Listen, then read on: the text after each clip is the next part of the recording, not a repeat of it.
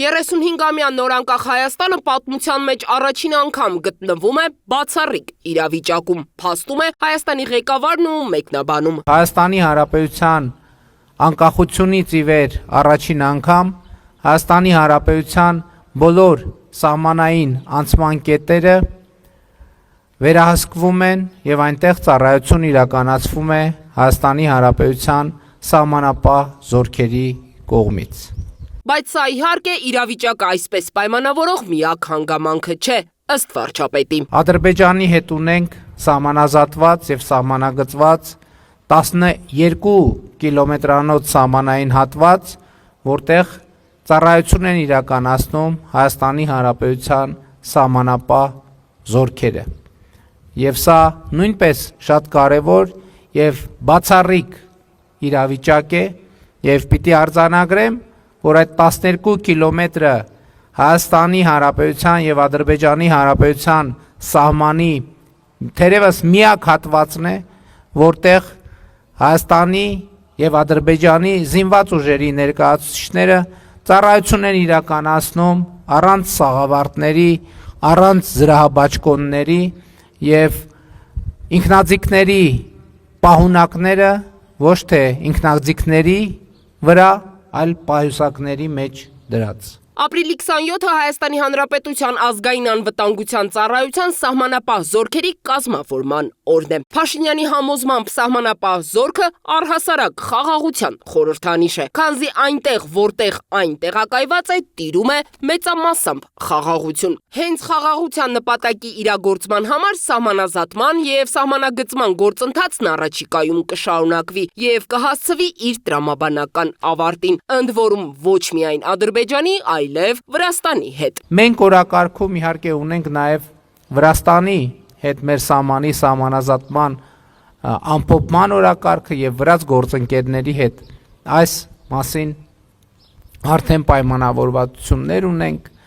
եւ սրանով ըստ էության Հայաստանի Հանրապետության սահմանների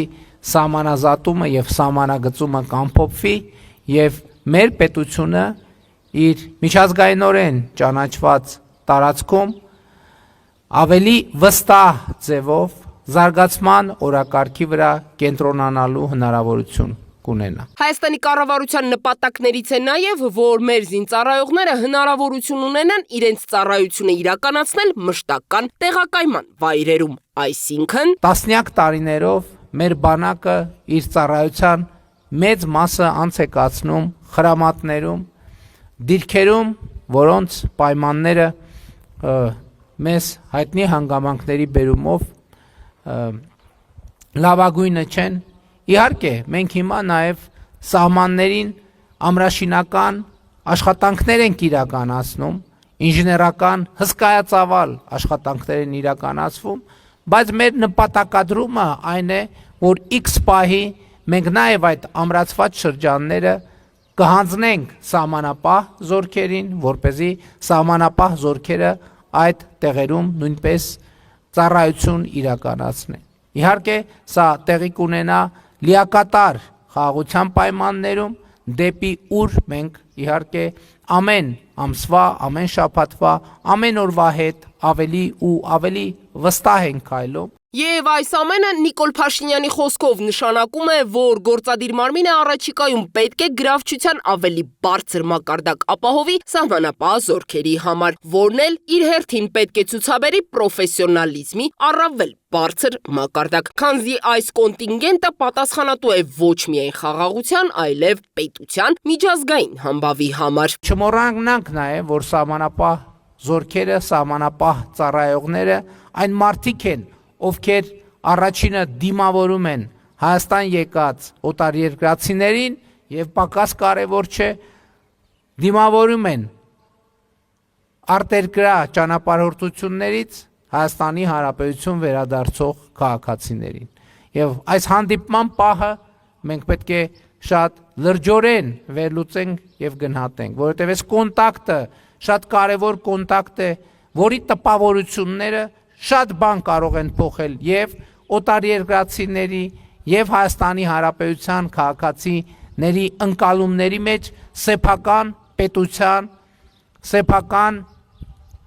անկախության եւ ինքնիշխանության եւ պաշտպանվածության վերաբերյալ։ Ծառայության հիմնադրման տոնական միջոցառմանը կառավարության ղեկավարն այնուհետև ազգային անվտանգության ծառայության տնօրեն Անդրանիկ Սիմոնյանի ուղեկցությամբ ծանոթացել է սահմանապահ զորքերի տեխնիկական միջոցներին ու դրանց հնարավորություններին։ Փաշինյանն ու Սիմոնյանը նաև հարգանքի տուրք են մատուցել հանուն հայրենիքի կյանքը նվիրաբերած զոհված զինծառայողների հիշատակին։ Ապա արդեն սահմանապահ զինծառայողները հանդես են եկել տոնական շքերթով ու ցուցադրական հնարքներով։